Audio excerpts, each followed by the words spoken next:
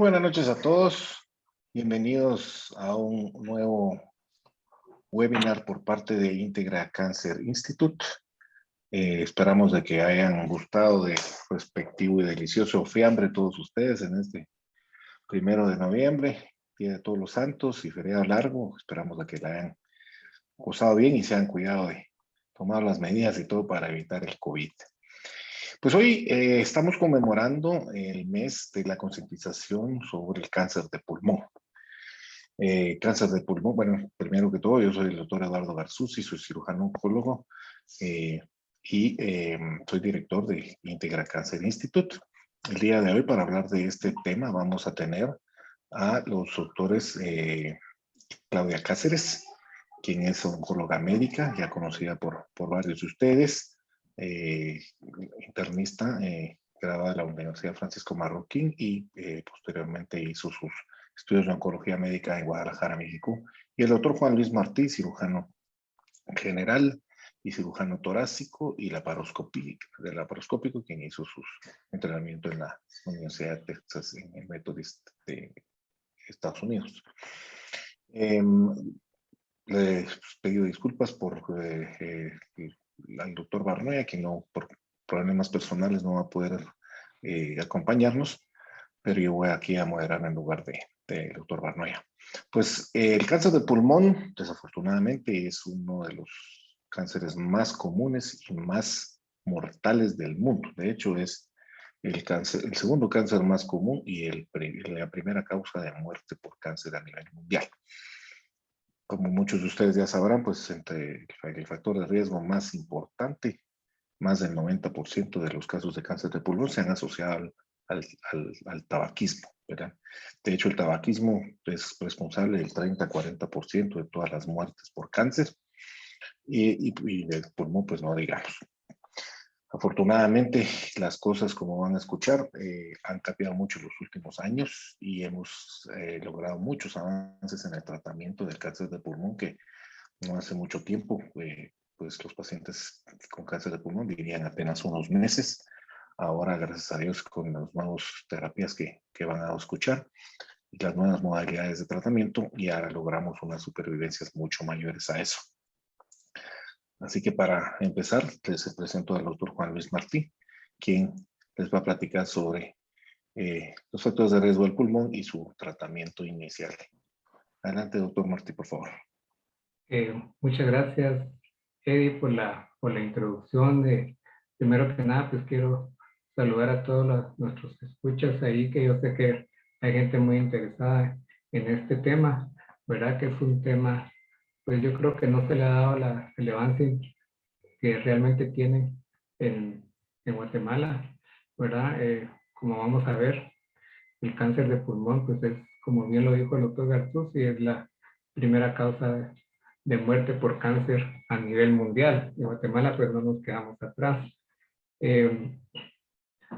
Como introducción, pues es el cáncer más frecuente si agarramos en todo el mundo como causa de mortalidad, ¿verdad? Solo en Estados Unidos pues hay 175,000 casos nuevos, imagínense cada año, ¿verdad? Y lo que me interesa resaltar aquí es que ustedes pueden ver que casi la misma cantidad de pacientes que se diagnostican al año en Estados Unidos mueren por cáncer de pulmón. O sea, 175,000 casos nuevos y 162,000 fallecimientos. Quiere decir que, pues, si uno quisiera hacer ese dato estadístico fríamente, pues los pacientes duran un año, ¿verdad? En general. Por eso es que es tan importante. Y la mortalidad que siempre ha ido en aumento, desgraciadamente, a pesar de las nuevas terapias, ¿verdad? Y que la sobrevida, pues, tiene que ver mucho con el estadio que vamos a ver más adelante, qué tan avanzado esté el cáncer al momento de hacerse el diagnóstico. El problema es que solo más o menos un 15 a 20% de los pacientes se diagnostican con un cáncer temprano, que pueden ser tratables y con posibilidades de curación. El 85% ya viene en un estadio muy avanzado. Si nosotros miramos estas gráficas interesantes que nos hablan de cómo ha evolucionado la incidencia, Esta es la incidencia en hombres y aquí abajo, la gráfica de abajo es la incidencia en mujeres de los diferentes tipos de cáncer en la línea de tiempo de 1930 al 2008. Como ven ustedes aquí, el cáncer de pulmón en el 1930 no era frecuente, era muy poco frecuente tanto en hombres como en mujeres, y esto es porque todavía no estaba el tabaco, ¿verdad? Vamos a ver que ahí sí que la epidemia del tabaco empezó más o menos en la década de los 50 y ahí empezó a verse el aumento en el cáncer de pulmón. En hombres, las mujeres empezaron a fumar un poquito después, ¿verdad? Por eso es que la curva en las mujeres es un poquito más retardada y menos pronunciada, ¿verdad? En mujeres, pues siempre el cáncer de mama y el cáncer en Guatemala, el cáncer de cervix, pues son sumamente frecuentes, pero el cáncer de pulmón no se queda atrás. Y es como la relación entre fumar y muerte por cáncer. Si ustedes miran aquí, esta es la gráfica de fumadores en hombres, como el pico de fumado empezó en 1950. Más o menos la tasa de muerte, o sea, la mortalidad la vemos más o menos 20 años después de que el paciente empieza a fumar. Por eso que miran ustedes que en 1950 la tasa de fumadores se hizo su pico y la mortalidad hizo su pico más o menos en la década de los 80, más o menos un desfase de 30 años, igual en mujeres. Aquí esto es estadística, estos son números, matemáticas, no miente, ¿verdad? El fumado produce muerte por cáncer. Esta gráfica es muerte por cáncer. Entonces es algo que nunca nos vamos a cansar nosotros los médicos de recalcar, ¿verdad? Que el fumar mata. Y mucho fue responsabilidad de las tabacaleras, ¿verdad? Acuérdense que las tabacaleras, pues, obviamente es un negocio, quieren hacer dinero, quisieron hacer dinero en esa época y ellos quisieron siempre ocultar de que el cigarrillo producía cáncer de pulmón. En 1950 las tabacaleras tuvieron un enfoque comercial que ponían a actrices famosas fumando, se miraba cool, se miraba bonito, las mujeres empezaron a fumar y las tabacaleras lo que hicieron para dar una falsa impresión de seguridad que pusieron filtros en los cigarrillos que antes no tenían filtros y con eso quisieron ocultar, quisieron decir que eso filtraba cualquier proceso carcinogénico. Y hemos visto que no es así, inclusive el uso de filtros aumenta un tipo de cáncer de pulmón que se llama adenocarcinoma, ¿verdad? Aquí está como al principio no tenían filtro los cigarrillos en 1950 y en el 60 empezaron a usarse filtros y la incidencia de cáncer pues no disminuyó para nada, al contrario, aumentó.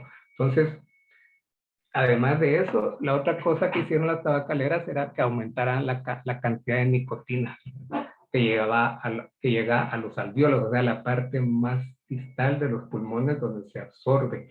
Y la nicotina no produce cáncer, la nicotina es la sustancia que nos activa el cerebro, ¿sí? Para que nosotros consumamos. Es lo que produce adicción al cigarrillo, la nicotina.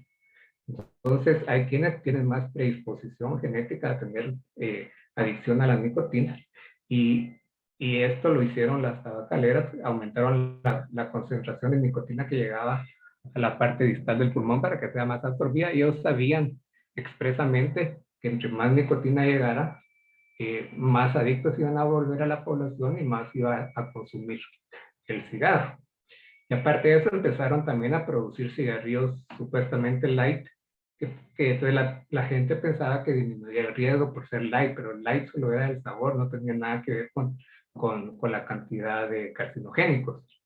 Entonces se vio, donde primero se vio el control del tabaco para mejorar, disminuir el riesgo de cáncer, fue cuando se hizo el programa de control del tabaco en California en 1988.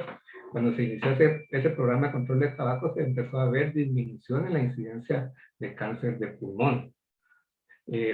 Aparte hay que recordarse que no solo es si nosotros fumamos ese humo, es el humo de primera mano, o sea, el que viene de nosotros, del consumo. El humo de segunda mano es el humo que nosotros aspiramos de alguien que está a la par nuestra, que vive con nosotros, el cónyuge, padres, hijos, lo que sea. Y el humo de tercera mano es los carcinogénicos que se depositan en los cuartos, en las alfombras, en las cortinas que nosotros estamos aspirando.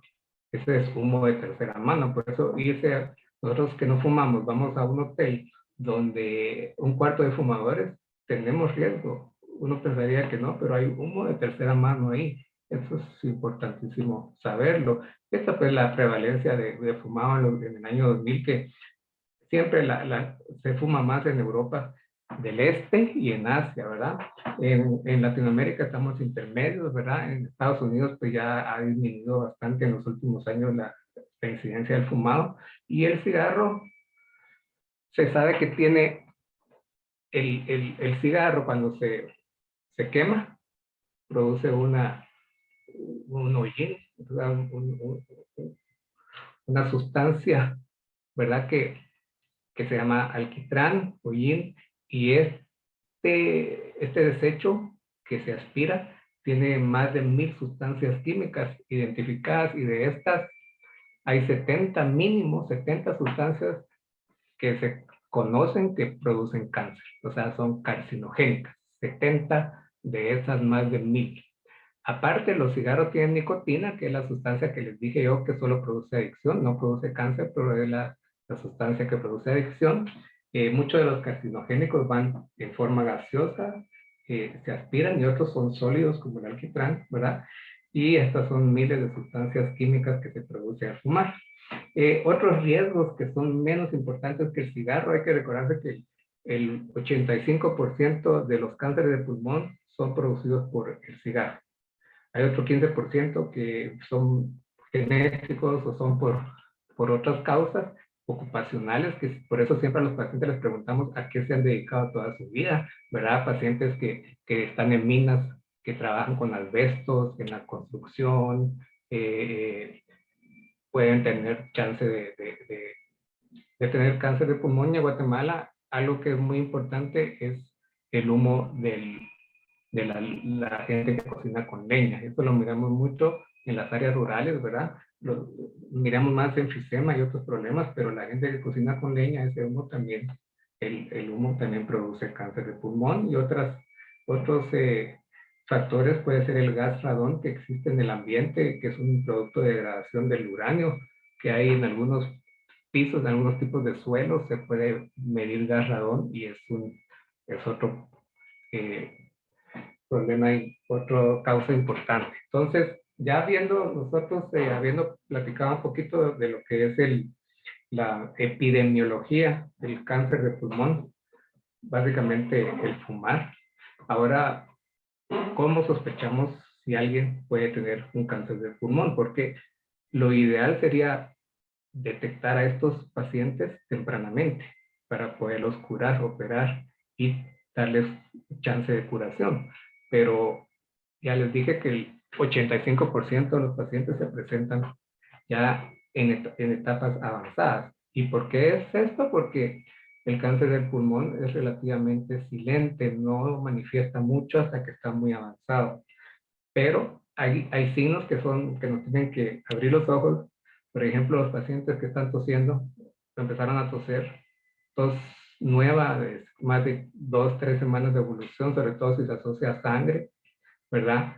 Alguien que además de toser está perdiendo peso de manera no explicable, o alguien que se empieza a fatigar más de lo usual al caminar, ¿verdad? O que presente presión o dolor en el tórax, pueden ser signos de líquido o de un tumor. Pero generalmente la mayoría de los tumores de cáncer de pulmón los hallamos como lo que nosotros llamamos un hallazgo incidental. Alguien que le hace una placa de pulmones para el trabajo, para una operación, una radiografía de tórax, y ahí se mira una mancha, ¿verdad? O sea, una opacidad.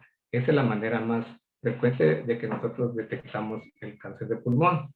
Entonces, ahora, para hablar un poquito de lo que era el diagnóstico y el tratamiento del cáncer de pulmón, tenemos primero que ver cómo se hace el diagnóstico de cáncer de pulmón.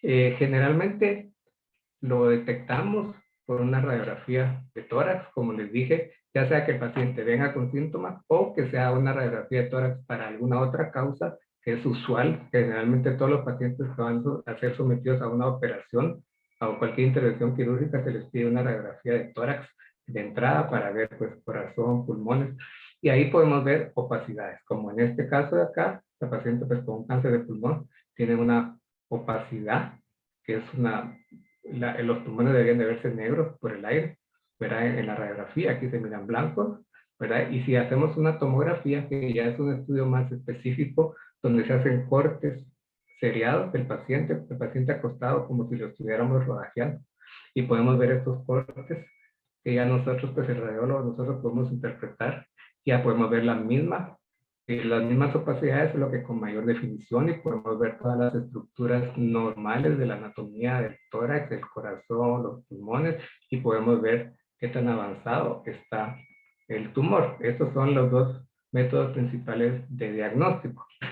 De ahí, acuérdense que estos métodos no nos dan el diagnóstico patológico, o sea, el diagnóstico de un cáncer, nos hacen que sospechemos que el paciente tiene cáncer.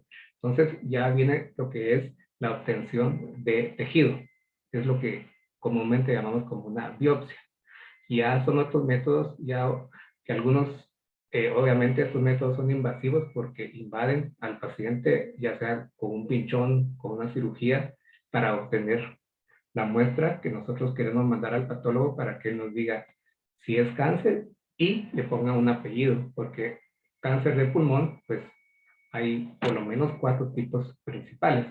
Entonces, ¿cuál es el primer método que se usa generalmente? Esto lo hacen los neumólogos, que es la broncoscopía, que es meter una camarita, miren, flexible. Eso se llama broncoscopio, ¿verdad? Esto se puede conectar a una televisión o el neumólogo mira por acá y podemos ver los bronquios. Obviamente la cámara tiene pues un ancho y entra solo a los bronquios grandes, o sea, a la parte central del pulmón. Y el tercio periférico del pulmón no puede ser accedido con la broncoscopía porque la cámara es muy ancha y solo ya no entra más allá de los 2 tercios proximales del pulmón. Entonces el neumólogo puede ver el tumor y puede hacer una biopsia con unas pincitas, pellizcando un pedacito de ese tumor y mandándolo a analizar. La segunda manera de hacer el diagnóstico sería cuando son tumores periféricos, que les hablé que el tumor no es central, que el broncoscopio no va a llegar a tener una muestra adecuada. Entonces viene un radiólogo intervencionista, que es un radiólogo especializado pues, en intervenciones, y él se guía con una tomografía, que ya les dije yo que son los cortes seriados rodajeando al paciente,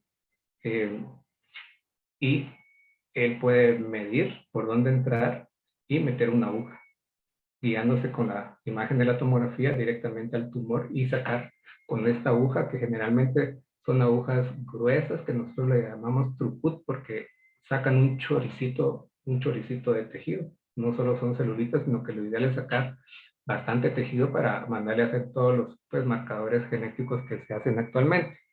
Otra manera de poder hacer el diagnóstico es sacar líquido. Si el paciente desgraciadamente ya tiene líquido en el tórax, en la pleura, eso quiere decir que el tumor ya está avanzado porque ya invadió el recubrimiento que es la pleura, que es el recubrimiento del tórax, de las costillas y del pulmón. Entonces, si el paciente tiene líquido, entonces la manera más fácil de hacer el diagnóstico es sacando líquido, se llama toracentesis, funcionando el tórax con una aguja, sacando el líquido y mandando a analizar las células que hay en ese líquido. O haciendo una biopsia directa de la pleura, que es el recubrimiento que está sobre las costillas, ¿verdad? Se puede sacar una muestra con una aguja especial, que esa es una biopsia pleural. De ahí ya métodos más avanzados que son no tanto para hacer el diagnóstico, sino que para ver qué tan avanzado está el tumor, pues nosotros los cirujanos hacemos lo que es la mediastinoscopía, ¿verdad? Mediastino es la parte central del tórax, entre los dos pulmones, la parte central del tórax, donde está el corazón, la tráquea, el esófago, eso se llama mediastino. Y hay unos ganglios alrededor de la tráquea que es importante para nosotros saber si ya están tomados por tumor, porque esto nos dice que el paciente ya tiene un tumor más avanzado, ya se fue fuera del pulmón y ya está invadiendo los ganglios linfáticos de la parte central del tórax mediastino. Entonces podemos nosotros por aquí sacar muestras de esos ganglios y, el método más avanzado, el más nuevo que hay, que desgraciadamente en Guatemala no contamos con él, que es hacer un ultrasonido por una endoscopía. El mismo broncoscopio que les enseñé, ¿verdad? Inicialmente para hacer las biopsias, pues es un broncoscopio especial que tiene en la punta un ultrasonido. O sea, puede uno ver, ¿verdad? Imágenes, sombras de los ganglios que están afuera de la tráquea. Y esto se hace para hacer una estadificación, o sea, ver qué tan avanzado está el tumor, si el tumor ya está invadiendo los ganglios linfáticos. Y por último, cuando ya todas estas métodos diagnósticos por alguna razón no se pueden hacer o no nos dan el diagnóstico, ya podemos recurrir nosotros a lo que es una operación, una toracoscopía, que ya esto es con una cámara, nosotros meterle una cámara en el tórax del paciente. Aquí están las costillas y este es el pulmón, ¿verdad? Pues este es un caso de un cáncer de pulmón donde se mira que ya hay sangre alrededor en la cavidad pleural. El pulmón, miren, está invadiendo la pared del tórax, el tumor, y esto estamos palpando una masa muy grande, ¿verdad? La estamos viendo y podemos a ojos vistas hacer una biopsia dirigida de ese tumor. Eso ya es una operación y se llama videotoracoscopía, ¿verdad? Entonces, ya cuando ya hicimos el diagnóstico, ya sabemos que este paciente tiene un cáncer de pulmón. El siguiente paso es estadificar. Estadificar el cáncer significa determinar qué tanto se ha diseminado. El tumor primario, siempre el cáncer empieza como un tumor en algún punto del bronquio o del pulmón distal y de ahí se va por ganglios linfáticos o por la sangre a otras partes del cuerpo o del mismo pulmón. Entonces, ya para hacer la estadificación, lo ideal y el gol estándar actualmente es hacer lo que se llama un PET scan, que yo creo que algunos de ustedes han oído lo que es un PET scan. Es como una tomografía, o sea, tiene una tomografía, que son los cortes que les dije, rodajeados del paciente, pero se acompañan de un estudio de medicina nuclear, que lo que se hace es que se le inyecta al paciente una glucosa que va marcada se llama medicina nuclear porque lleva un radioisótopo, ¿verdad? Que es un elemento radioactivo que produce radiación. Entonces, ¿qué es lo que sucede? Hay una cámara que se llama gamma cámara que capta la radiación, donde se acumula esta radiación. Entonces, la glucosa es el alimento del cáncer, ¿verdad? Las células del cáncer están creciendo rápidamente, necesitan glucosa. La glucosa es como la gasolina.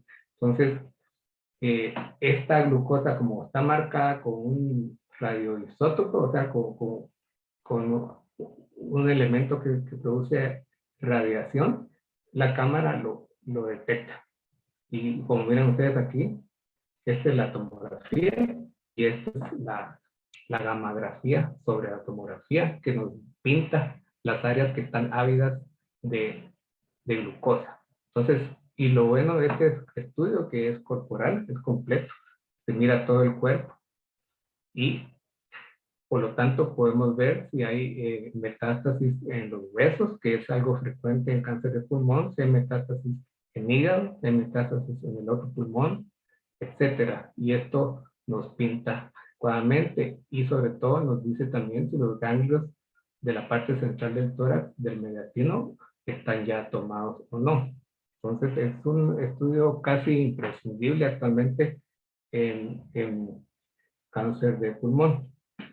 Entonces, ¿en qué consiste la estratificación? O sea, nosotros usamos lo que se llama la clasificación, que se llama TNM, no es tan complicada, porque vamos a ver que son 3 criterios. T de tumor, el tumor primario, tamaño, vamos a ver. N de nódulos, que son los ganglios que les hablé del mediastino principalmente, ganglios linfáticos. Y M, las metástasis, o sea, las siembras a distancia en otros órganos. Estos 3 se unen para clasificar al paciente en un estadio que puede ser 1, 2, 3 o 4. El estadio 4 es el estadio ya sistémico avanzado, terminal, el de peor pronóstico, que tiene una sobrevida. Ya nosotros usamos en oncología el término sobrevida a 5 años, que es como se mide qué tan agresivo es un tumor, ¿verdad? Entonces, por ejemplo, un tumor estadio 1 tiene una sobrevida de pulmón, una sobrevida a 5 años de un 80% y un estadio 4 una sobrevida a 5 años de un 5%, o sea, 5% de los pacientes con estadio 4 viven 5 años, pero estos son solo números estadísticos muy fríos que a veces pues no nos dicen la realidad del paciente. Cada paciente pues es un individuo y no se puede medir tan fríamente, pero entonces, como vimos que es TNM, la T es el tumor primario, básicamente el tamaño del tumor, ¿verdad? El menos avanzado es el T1, que sería un tumor menos de 3 centímetros de diámetro. 3 centímetros es una ficha de 1 centavo. Ese es el ancho. O sea, cualquier nódulo que mida menos de eso es un T1, es un estadio temprano, generalmente es operable y puede tener el paciente curación. Ya el T2 es de 3 a 5 y así arriba de 5, y un T4 sería el tumor que ya invade el corazón, los grandes vasos, el esófago, ya es un tumor que se salió de control. De ahí el N es los ganglios linfáticos, N es de nódulos linfáticos. Estos son lo que les digo, estos ganglitos, estos nodulitos que están aquí, que siguen la distribución de los bronquios, es el drenaje. Todas las vísceras del cuerpo tienen un drenaje, como decir el desagüe, donde va las bacterias, va todos los detritos, todas las sustancias que ya no funcionan y son absorbidas por el sistema linfático, y hay estaciones de ganglios que en el pulmón, en el caso del pulmón, siguen la distribución de los bronquios y al salir del pulmón entran alrededor de la tráquea a esta parte central del tórax que se llama mediastino. Entonces, los ganglios, si están contenidos, si hay ganglios positivos, o sea, ya ese tumor se salió, esas células cancerígenas se salieron del tumor y están migrando por esos canales linfáticos y afectan los ganglios del pulmón, pues sería un N1. Si ya están afectando los ganglios del mediastino, o sea, fuera del pulmón, pero del mediastino, digamos, del mismo lado del tumor, es un N2. Y así, N3 sería del lado contralateral, del lado opuesto del tumor. Entonces es fácil, es N1 o N2 o N3. ¿Y por qué es importante la N? Porque la N nos dice si un paciente ya es N2, ya no se puede operar. Un paciente que ya tiene ganglios en el mediastino no es que no se pueda operar, pero si se opera, la sobrevida es lo mismo que no operándolo y dándole solo quimioterapia. Entonces, estos casos es importante detectar los ganglios de mediastino porque nos dicen que el paciente pues ya tiene un pronóstico reservado. Miren acá, todos los N2, cuando hablamos de N2, o sea, ganglios en el mediastino, del mismo lado, hacen que el cáncer ya sea un estadio 3 o 4, ¿verdad? Estos ya no se operan. Los que se operan generalmente es estadio 1 y 2, y algunos estadio 3, pero casi la mayoría tienen que ser estadio 1 o 2 para ser operables. Y la M de la TNM son las metástasis. Estas son las células del cáncer que migran por la sangre. Pueden ir al cerebro, pueden ir al hueso, pueden ir al hígado o al otro pulmón o a las glándulas que están sobre el riñón, que se llaman glándulas suprarrenales. Esas son las principales vías de diseminación del cáncer del pulmón. Y esto pues, lo vamos a detectar, como les dije, con el PET scan o a veces con una resonancia magnética corporal total también nos puede hacer ese diagnóstico. Entonces, si un paciente tiene ya metástasis a distancia o es un tumor T4 ya que está infiltrando corazón o el diafragma o el esófago, ya es un estadio 4. Esto se sale de cirugía. Y el estadio 1, que es el que uno quisiera tener, pues nadie quisiera tener, pero el menos avanzado es un nódulo pulmonar. O sea, un tumor menor de 3 centímetros, sin ganglios. Esto sería lo ideal, el estadio 1. El estadio 2 también es temprano. Es un tumor ya que mide más de 3 centímetros o que ya tiene ganglios, pero ganglios dentro del pulmón, no ganglios del mediastino. Los estadios 3, el estadio 3 ya se considera un estadio locorregionalmente avanzado. No tiene cáncer a distancia, no tiene cáncer en otras vísceras, en otros órganos, pero es un cáncer que ya está involucrando, digamos, las costillas, la pared del tórax, el corazón, los grandes vasos, o que ya tiene ganglios en el mediastino, ya tiene ganglios positivos en la parte central del tórax. Estos ya son estadios 3 y estos que generalmente ya no son quirúrgicos. Operables, estadio 1 y estadio 2. Los otros van directamente a quimio o radioterapia dependiendo del caso. Entonces, el tratamiento quirúrgico, que es el ideal, es el único tratamiento que realmente puede ofrecer curación al paciente. Para operar al paciente hay que ver si es candidato quirúrgico. Eso quiere decir que tiene que ser un estadio temprano. Un tumor menos de 7 centímetros, que no tenga, como les dije, ganglios en el mediastino, que no tenga metástasis, por supuesto, porque si el paciente ya tiene metástasis a distancia, es quimioterapia. Operarlo ya no sirve de nada, solo le aumentamos su morbilidad, su mortalidad y le disminuimos calidad de vida. Y que no tenga derrame pleural. Si ya tiene el líquido alrededor del pulmón positivo para cáncer, pues ya es un estadio 4, igual ya no se opera. Y para operar a un paciente no solo es ver en qué estadio está, sino que el paciente tenga un adecuado funcionamiento, o sea, una reserva tanto del corazón como del pulmón. ¿Por qué? Porque si el paciente tiene una cardiopatía, o sea, una enfermedad del corazón que no está bien compensada, una insuficiencia cardíaca, ha tenido múltiples infartos o accidentes cerebrovasculares, tiene un riesgo de fallecer en la operación muy alto si no está compensado. Entonces hay que hacer una buena evaluación cardíaca. Y aparte de eso, si le vamos a quitar pulmón a este paciente que lo vamos a operar de un cáncer de pulmón y le vamos a quitar medio pulmón o no digamos un pulmón, tenemos que estar seguros que el pulmón que le queda al paciente va a ser suficiente para mantener su oxigenación. Y esto se determina haciendo un estudio que se llama espirometría. Ese es el estudio más fácil, hay otros estudios más avanzados, pero el neumólogo generalmente puede decirnos si este paciente va a tolerar quitarle medio pulmón o una cierta cantidad de pulmón, porque de nada nos sirve operar a un paciente si lo vamos a dejar postrado en una cama porque ya no oxigena su sangre, porque el pulmón que le quedó no era suficiente. Son pacientes obviamente que tienen patología, o sea, mal funcionamiento de los pulmones, ya sea porque fumaron mucho, porque tienen enfisema, porque tienen alguna enfermedad crónica, etcétera, etcétera. Entonces, ¿en qué consiste el tratamiento quirúrgico? Sencillo. Básicamente es quitar un pedazo de pulmón con el tumor primario. Como ustedes ven aquí, cuando uno quita el pulmón puede quitar una cuña, un pedacito, puede quitar un segmento, que hay 20 segmentos, 19 segmentos entre los dos pulmones, y puede uno quitar lóbulos, por eso se llama lobectomía. Entonces, los lóbulos hay 2 del lado izquierdo y 3 del lado derecho, o sea, tenemos 5 lóbulos. Normalmente, esta es la cirugía de elección, quitar un lóbulo. Quitar menos de un lóbulo no es una cirugía adecuada, porque recurre.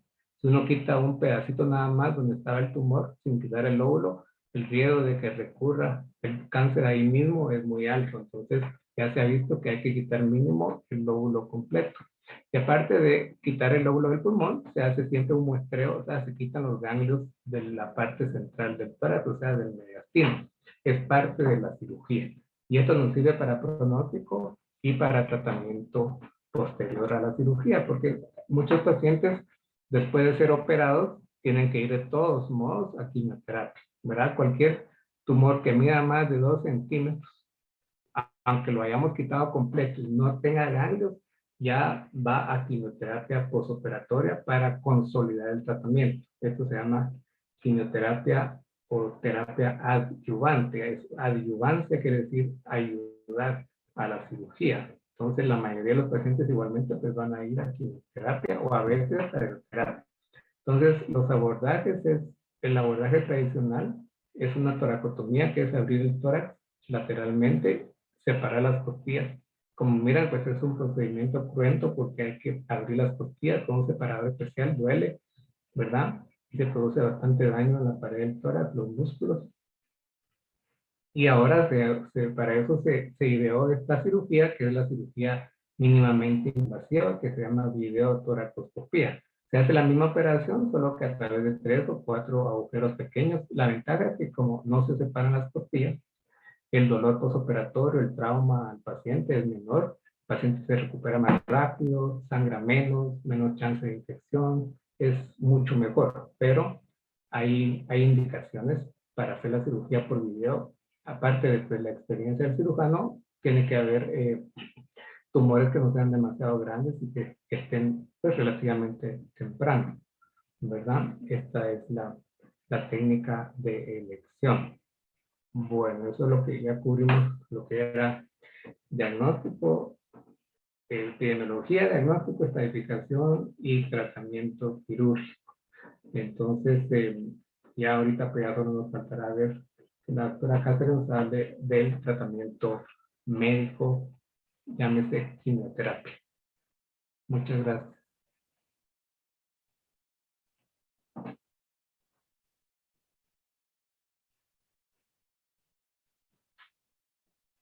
Eddie, te dejo la palabra.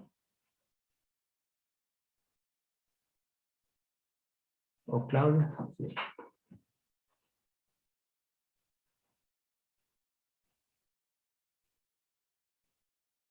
Buenas noches. Gracias por acompañarnos. Vamos a continuar hablando de cáncer de pulmón. Como ya oyeron, la prevención pues es sumamente importante porque prevención y saber si tenemos algún factor de riesgo, pues estar checándonos para poder detectar el tumor en etapas tempranas, porque ya escuchamos al doctor Martí que los tratamientos que se pueden hacer en pacientes en etapas tempranas, pues son probablemente pacientes que solo necesiten 1 o 2 tratamientos, la cirugía más algún otro tipo de tratamiento como quimioterapia, y el pronóstico de los pacientes al detectarlos en un estadio temprano es mucho mejor. En los últimos 10 años, el avance que se ha hecho en cáncer de pulmón es importantísimo y no solo es avance en cuanto a tratamiento médico, sino el avance que tenemos en detectar o hacer métodos de diagnósticos más precisos, nuevas tendencias o nuevos abordajes en cuanto a tratamientos quirúrgicos o tratamientos locales como es la radioterapia, y conocer en sí la biología del cáncer de pulmón. Como vamos a ver más adelante, cáncer de pulmón no es una misma enfermedad.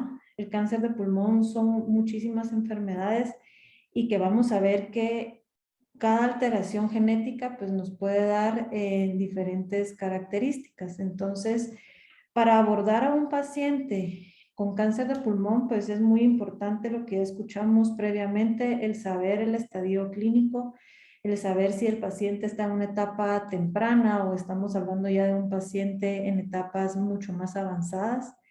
Conocer la histología, y en esto vamos a ver que antes sabíamos que existía cáncer de pulmón de células pequeñas y no pequeñas. Era lo que nos podían decir a través de lo que era la patología.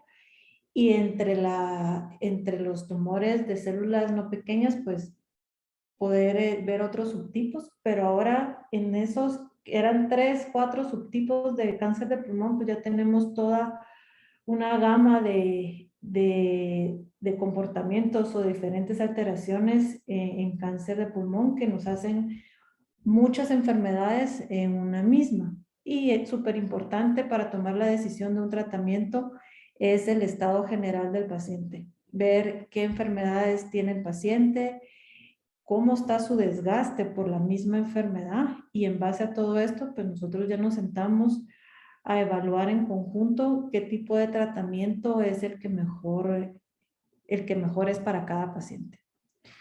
Entonces, entre el tipo de tratamientos que podemos dar, ya escuchamos lo que es ese tratamiento quirúrgico. Hay algunos pacientes que antes de someterlos a cirugía pueden llegar a necesitar tratamientos junto con radioterapia y quimioterapia combinadas. Hay pacientes que primero se operan y después de la cirugía van a necesitar algún tratamiento de quimioterapia. Y actualmente como cáncer de pulmón se sigue estudiando muchísimo y es de los tumores que más se está poniendo atención.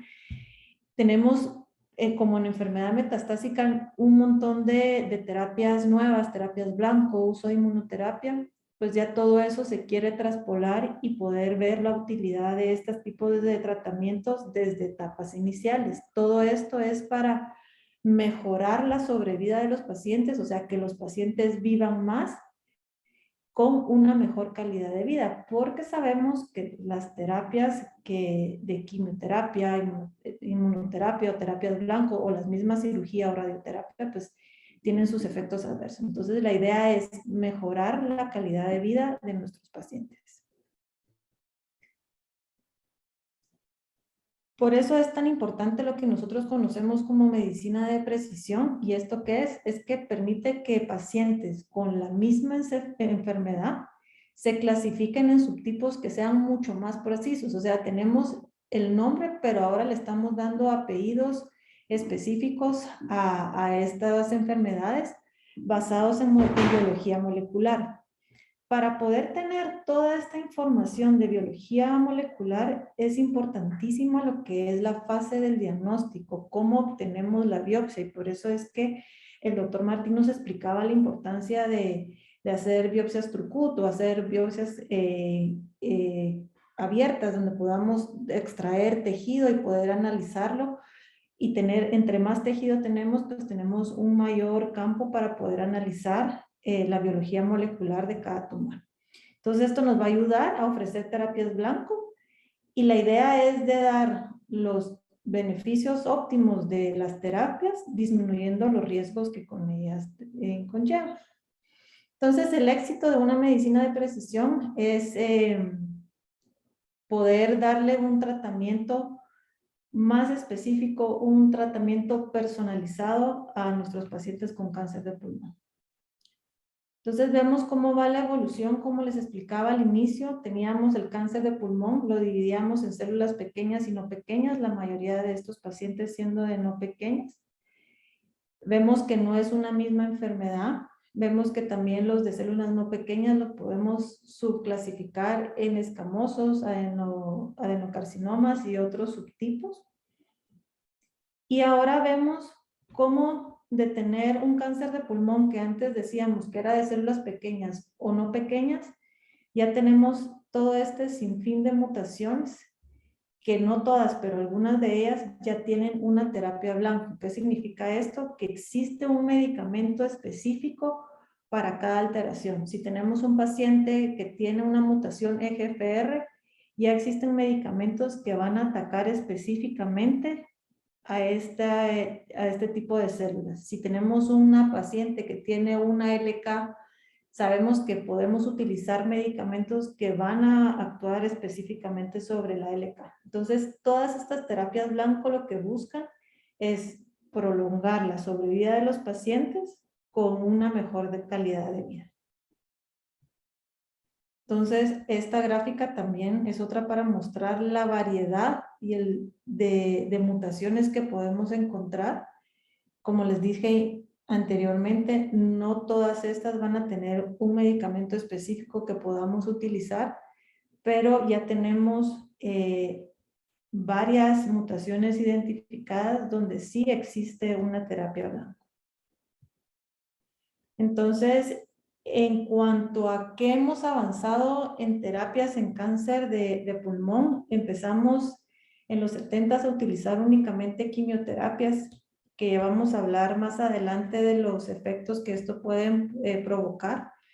Luego, conforme se fue estudiando el cáncer de pulmón y y descubriendo las nuevas alteraciones moleculares o genéticas que se estaban presentando, se fue buscando un tipo de terapia que les lograra pegar específicamente a estas mutaciones. Entonces, conforme se fue pasando el tiempo y en los últimos 10 años ya se han detectado muchas terapias dirigidas para este tipo de mutaciones.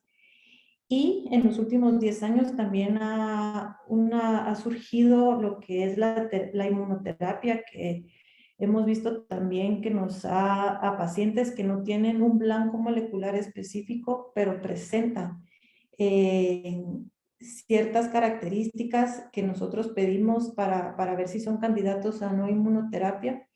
Hemos visto cómo los pacientes han tenido una mejor sobrevida y con un poco menos de efectos adversos que con la quimioterapia. Inmunoterapia no solo se utiliza en cáncer de pulmón, también no todos los pacientes son candidatos, pero tenemos una gran mayoría donde sí podemos utilizarla. Y como les explicaba anteriormente, ya se está evaluando no solo usarla en la enfermedad metastásica, donde más la estamos utilizando actualmente, sino también usar inmunoterapia desde etapas mucho más tempranas. Esto es otro para mostrarles todas las alteraciones que existen: EGFR, KRAS, ALK, ROS, BRAF. Todo este tipo de mutaciones, pues ya vemos que tienen blancos terapéuticos, que no solo es un medicamento, sino estamos hablando de varios medicamentos, porque lamentablemente también estos van creando resistencia y tenemos que ir adelante de esto, ir viendo qué nuevos medicamentos podemos utilizar cuando los pacientes ya hacen resistencia a un medicamento que se estaba utilizando. El PDL1, esto nos sirve para evaluar si el paciente es o no es candidato a utilizar inmunoterapia, donde la inmunoterapia se puede utilizar usarla sola o en combinación con alguna quimio. Los efectos adversos de los tratamientos sistémicos que damos, pues la quimioterapia, conocemos que algunas de ellas pues causan caída de cabello, hay náuseas, hay vómitos, causa cansancio, baja de la hemoglobina, baja de las plaquetas, las defensas también se bajan.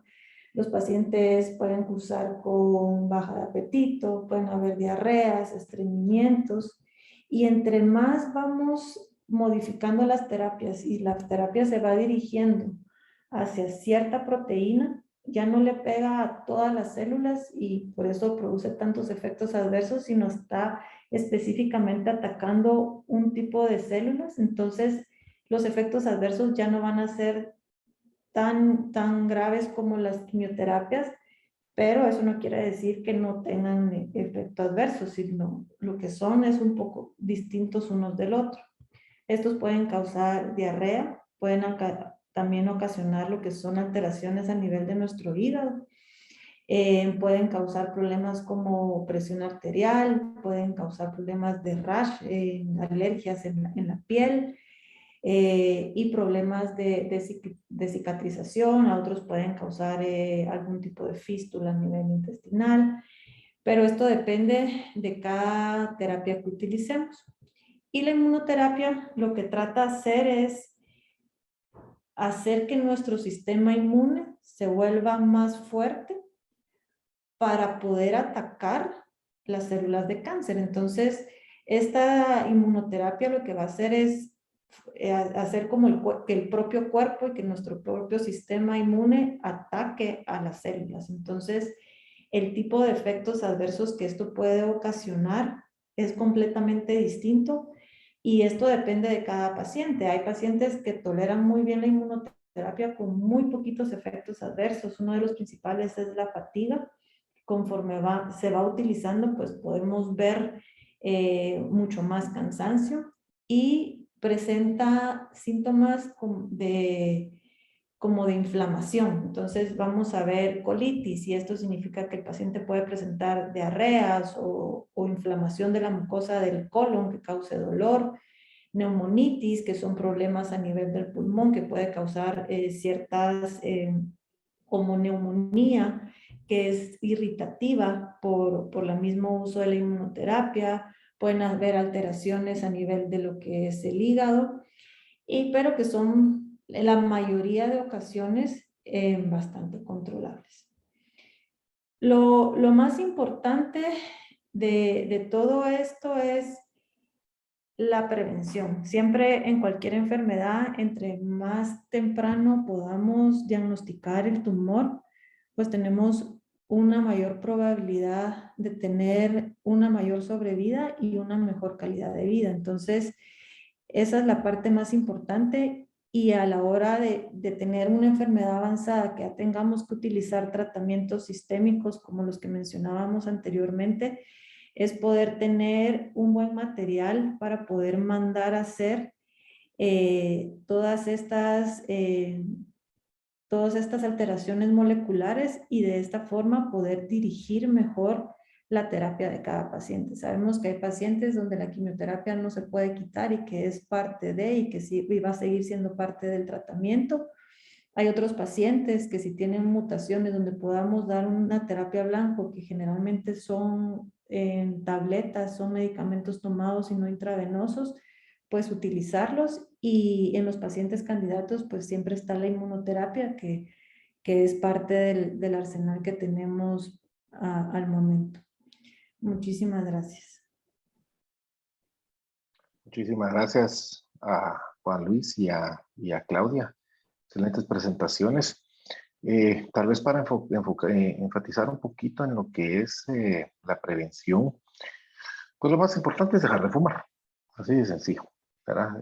Sabemos que el tabaco, el cigarro es la principal causa de estos tumores, y conforme uno va disminuyendo o van pasando los años de no fumar, uno va adquiriendo el mismo riesgo que alguien que no fuma. Y recordemos también que cuando fumamos también exponemos a nuestros seres queridos y las personas alrededor nuestras a humo que llamamos de segunda mano, que es igual de dañino o hasta más. En algunos lo describen que es hasta más dañino y que también es causa de cáncer, ¿verdad? Y otras exposiciones, pero principalmente el tabaquismo.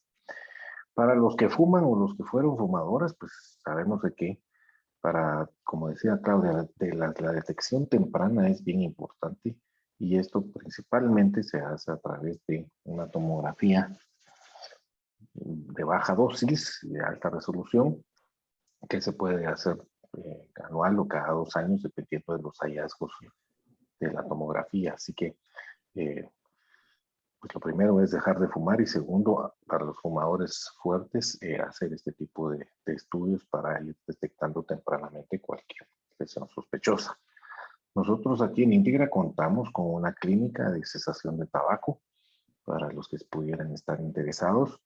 Está a cargo del doctor Joaquín Barnoya, y pues obviamente eso va acompañado es totalmente un acompañamiento integral. No solo es dejar de fumar, sino también hay algunos medicamentos o parches que utilizan para ir pudiendo disminuir esta costumbre, ¿verdad?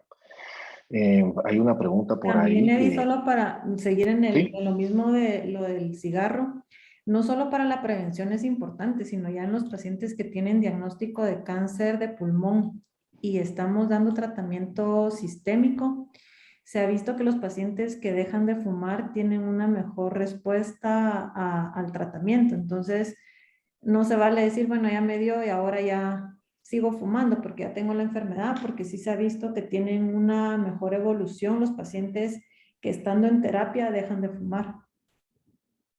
Correcto. Y no solo para cáncer de pulmón, sino para cualquier cáncer, ¿verdad? Exacto. Definitivamente. El doctor Martí estaba ya contestando, pero creo que valdrá la pena que lo comente. Nos preguntan sobre los cigarros electrónicos y el famoso vaping, ¿verdad?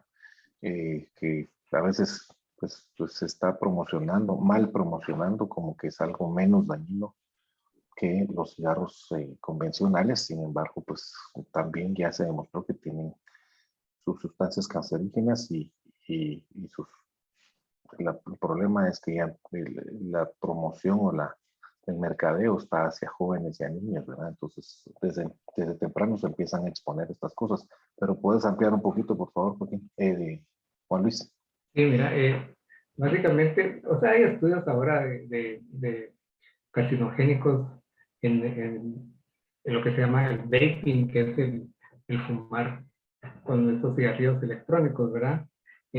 Hay que recordar que tiene nicotina, ¿verdad? La idea inicial de estos cigarrillos era dárselos a los pacientes que tenían una adicción al tabaco, porque el nivel de nicotina es un poco menor, entonces que el paciente y aparentemente pues los niveles de carcinogénicos son menores, entonces la idea era que el paciente empezara a fumar vaping,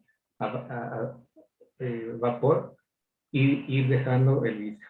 Pero se convirtió en una moda y igualmente las empresas que producen los vaping pues, obviamente quieren vender más y entonces se enfocan en el público joven ahora. Entonces el problema es que ahora los jóvenes que tal vez no fumaban antes por la moda del vaping pueden caer en el vicio del cigarro, entonces está haciendo el efecto contrario. Y sí, hay estudios donde los niveles de carcinogénicos son menores que en el fumar, pero sí al medirlos con cromatografía, que es un estudio que detecta sustancias químicas, ¿verdad? En el vapor, sí se han detectado compuestos carcinogénicos que también hay en el tabaco, tal vez en menor concentración, pero están, por ejemplo, las nitrosaminas, metales pesados, compuestos volátiles, etcétera, etcétera. Sí, sí se encuentra, o sea, tiene carcinogénicos en menor concentración que en el cigarro, pero tiene. Entonces, no podemos nosotros decirle al paciente o al joven, fume, haga vaping porque no es mejor que fumar o es menos dañino. O sea, el problema es que estamos induciendo a pacientes jóvenes al vicio, ¿verdad? Y no está exento de carcinogénicos. Gracias, Juan Luis. Claudia, aquí tenemos en realidad una paciente, es una señora que nos está diciendo que lleva diagnosticada con cáncer de pulmón grado 4, lleva su tercer quimioterapia.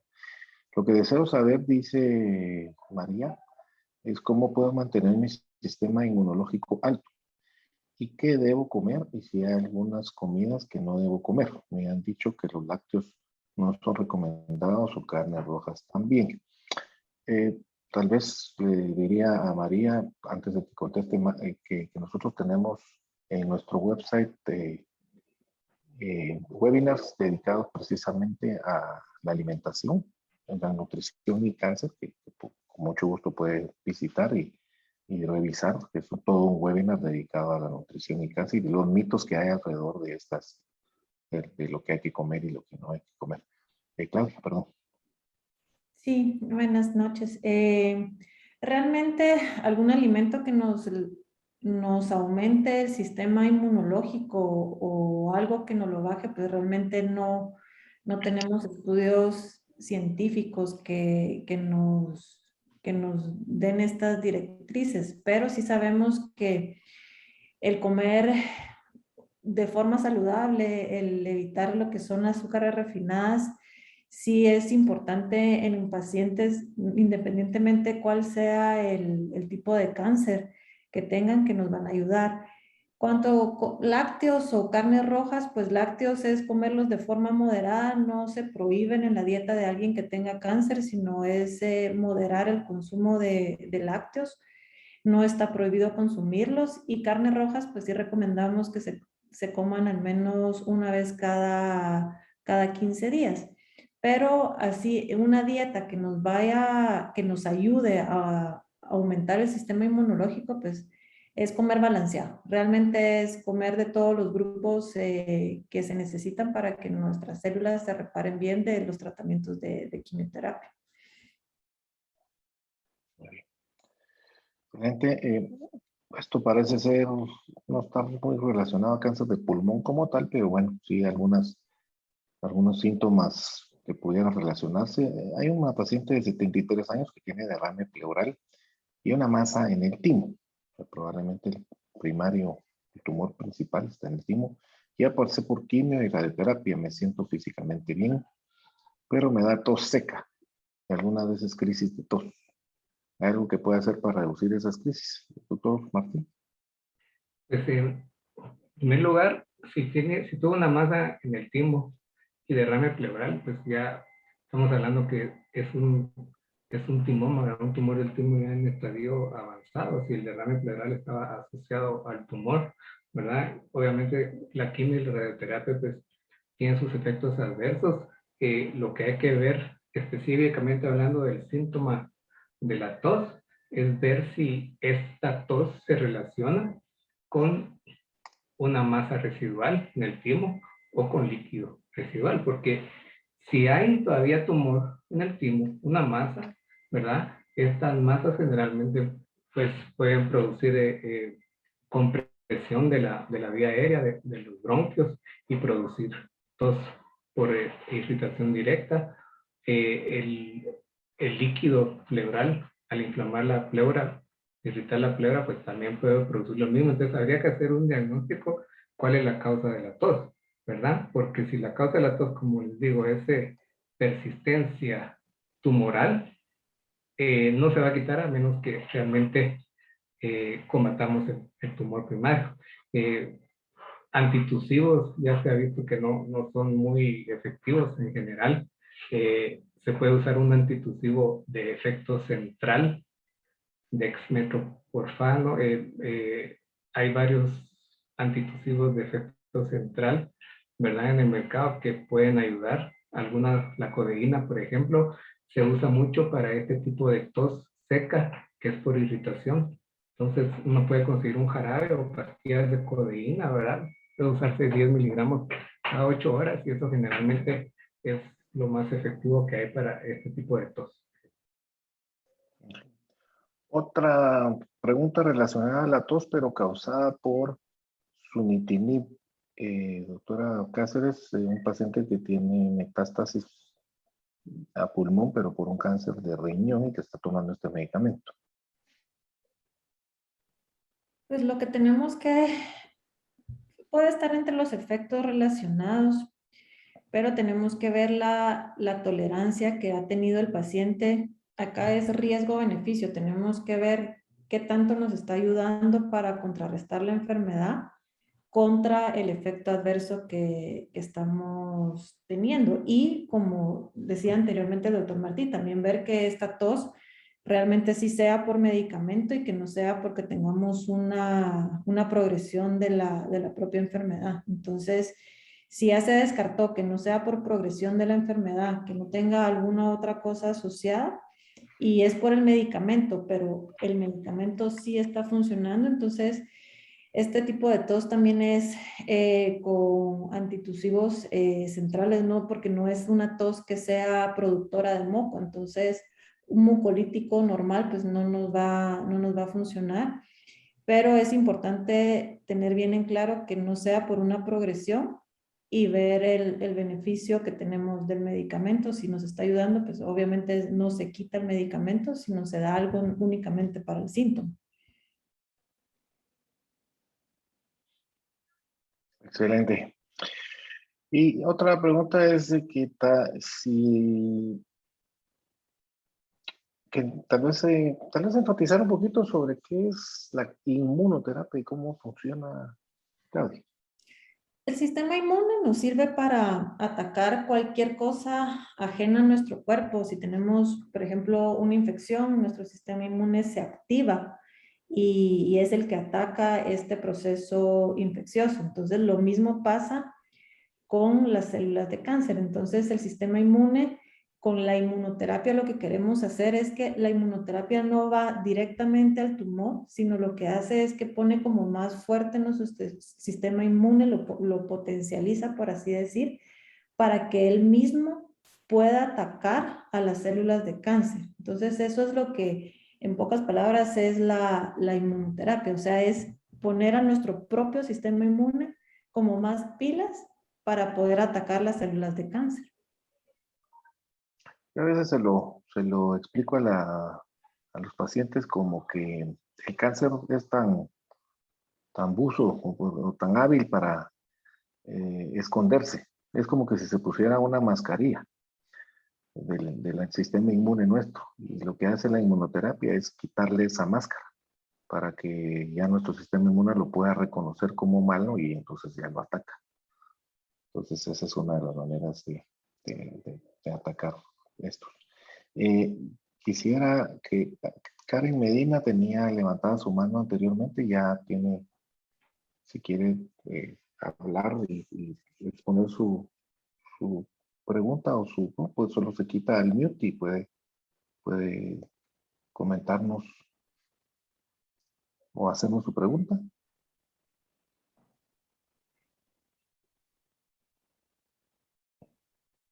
¿Ya no? Bueno, vamos a ver si tenemos algo más.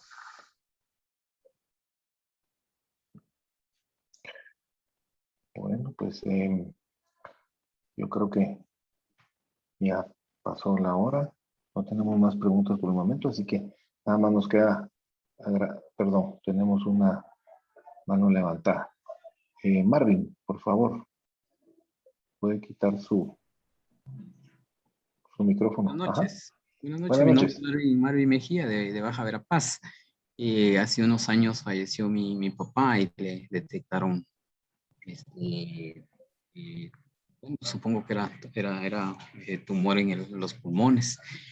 Tenía dañados los pulmones, él era artesano, entonces él sus artesanías las quemaba con leña. Por muchos años fue así. Y cuando él ya se empezó a sentir mal y empezó a toser, lo tuvimos que llevar con un neumólogo y le detectaron que tenía dañados sus pulmones. Cabal, lo que ustedes mencionaban ahí, algunas reacciones de la quimioterapia, el médico que nos estaba tratando nos decía sobre que era riesgoso hacerle la quimioterapia y que, pues, lamentablemente mi señor padre ya estaba en las últimas. El doctor mencionaba ahí sobre las fases 1, 2, 3. Yo no sé en qué fase estaba mi papá, supongo que era la fase terminal y que también operarle un pulmón era, además de que era caro, era muy riesgoso. Entonces, pues, aunque él, bueno, no fumaba uno que otro cigarro de vez en cuando, pero lo que le afectó a los pulmones a él fue el humo de leña que utilizaba para hacer el cocimiento de sus artesanías. Bueno, comparto eso nada más como una vivencia, pues, para los que están escuchando. Pues, debemos de cuidarnos. Mi papá, el médico en ese entonces nos dijo, miren, ya aquí ya no se puede hacer mayor cosa. Vivencia a su papá y que, pues, que viva los últimos meses ahí con ustedes. Nos dio cierto tiempo. Bueno, todavía nos dio lapso unos 2 meses más y aunque le pusimos un oxigenador y toda esa situación, ya el daño estaba hecho. Buenas noches y gracias por escucharme. Muchas gracias, Marvin. Sí, desafortunadamente, los tumores de cáncer de pulmón por lo general sí vienen en etapas como la de su papá, avanzados desafortunadamente. Son escasos o raros los casos que en realidad, y no solo aquí en Guatemala, en cualquier parte del mundo, llegan ya en etapas un poco más avanzadas que precisamente necesitan otros tratamientos como quimioterapia, radioterapia y ya no tanto la cirugía. Pero mencionó un punto muy importante, Juan Luis, sobre el humo de leña, que obviamente en nuestra población, sobre todo la población rural, pues cocinan con leña muchísimo. Entonces, ¿qué tan pues es un factor de riesgo muy importante?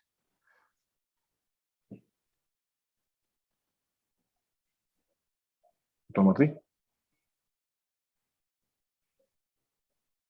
Juan Luis, ¿estás ahí? ¿Sí? ¿Estamos? Sí, Perfecto. sobre el humo de leña. Sí, miramos muchos pacientes del interior rural. Más que hay que saber que igual que el cigarro, el humo de leña, causa cáncer de pulmón, pero más que cáncer de pulmón, causa lo que nosotros conocemos como una EPOC, que es una enfermedad pulmonar obstructiva crónica.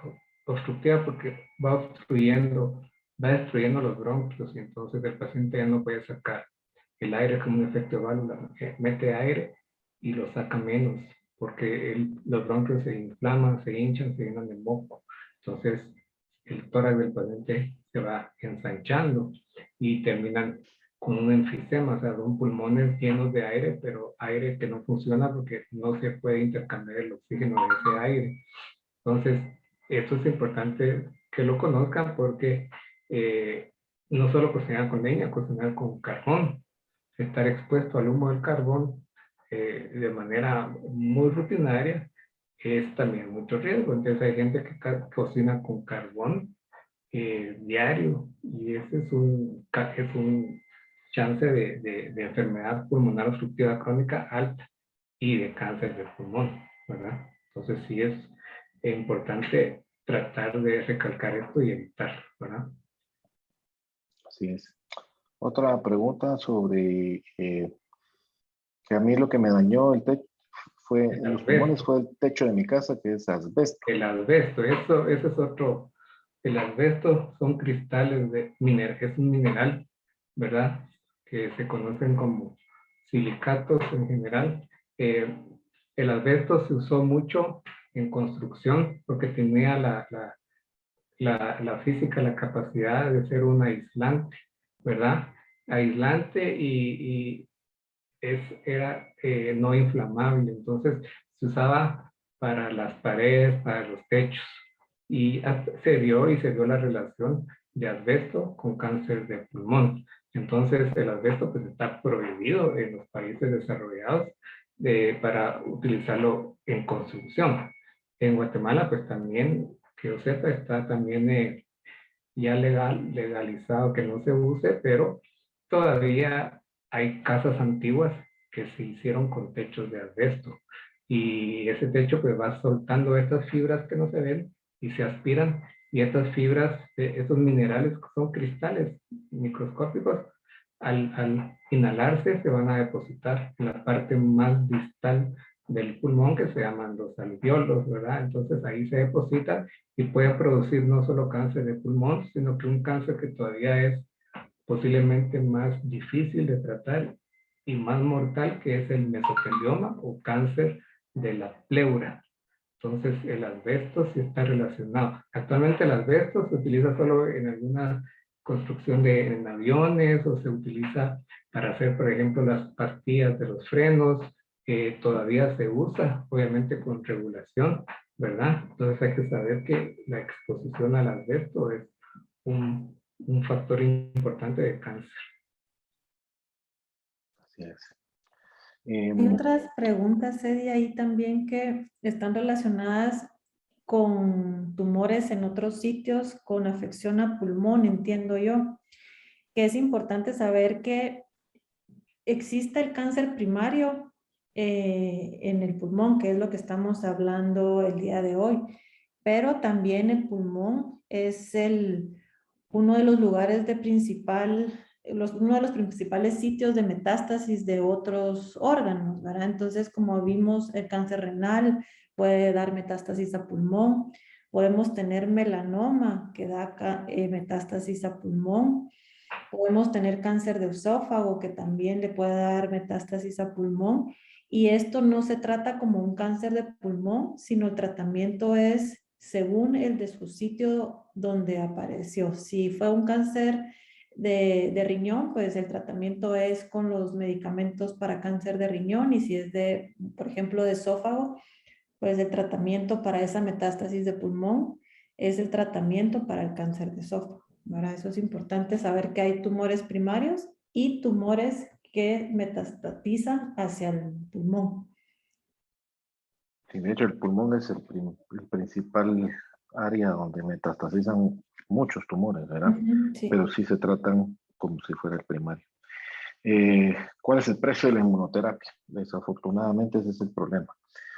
Son precios bastante caros. Todas estas terapias nuevas van entre 50 y 100 mil quetzales al mes. Y a veces hasta más cuando se tienen que combinar con la quimioterapia. Entonces, esa es la limitante. Desafortunadamente son bastante efectivos, pero desafortunadamente son los precios. Creo yo que más o menos estoy en lo correcto, Claudia.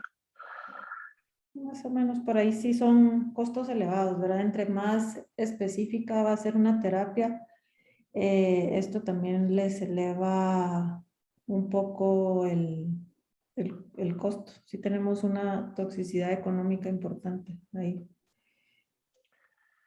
Una pregunta, ¿el esófago también le puede dar cáncer? Sí, el cáncer le puede dar a cualquier parte del cuerpo. O sea, no hay, donde hayan células, hay siempre riesgo de que se puedan formar células malignas y empiecen a crecer descontroladamente y formar cáncer en cualquier parte del cuerpo. Algunos son más frecuentes que otros, pero sí, definitivamente en cualquier parte del cuerpo puede haber. ¿Alguna otra? Pueden ver ustedes por ahí. Buenas noches, gracias por tan interesante información. Una consulta, ¿algún tipo de cáncer de pulmón que dé manchas oscuras en la piel y ardor en el área del pulmón? Oh, no sé a qué se refiere exactamente. Ujú. El cáncer de pulmón en sí, pues no va a causar manchas, no causa usualmente manchas en la piel o puede causar dolor en el área del pulmón, sí, dependiendo de si está cerca de la pleura, sobre todo puede causar dolor, pero manchas, al contrario, a veces algunas manchas pueden ser como los tumores de piel que se llaman melanoma, pueden ser las manchas en la piel o una mancha oscura en la piel que puede dar metástasis al pulmón, eso sí puede pasar. Creo que ahí estamos. Bueno, pues nuevamente agradecerles a nuestros expositores, a la doctora Claudia Cáceres, al doctor Juan Martí por sus intervenciones. Muchísimas gracias, excelentes exposiciones. A ustedes por haberse tomado el tiempo de compartir con nosotros. Esperamos de que esta información les sea muy útil. Este webinar también está grabado, como todos los otros que hemos tenido. Se les va a enviar a su correo el link. Y también en nuestro website pueden acceder a este y a muchos otros webinars que hemos estado haciendo en los últimos 2 años, de muchos temas relacionados al cáncer. Y siempre pues están nuestros contactos para que puedan hacernos cualquier consulta. Que pasen una feliz noche y muchas gracias por su atención. Buenas noches. Sí. Gracias.